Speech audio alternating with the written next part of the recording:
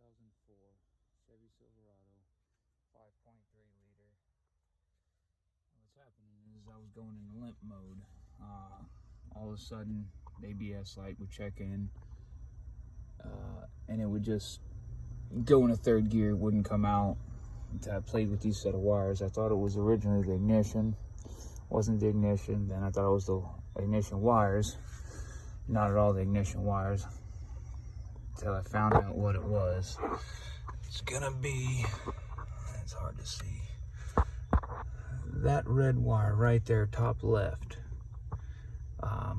So with the AC on, because also the AC would stop. With the AC on, I was able to play with that wire and watch it spark and arc out. It's not making a good connection. Now, you can try to disassemble this and all that to try and reset the pin.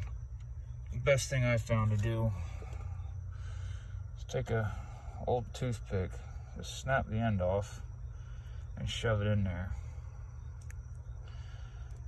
And that's what I'm gonna do now. I found a bunch of videos, none of them helped me. So I actually found the problem.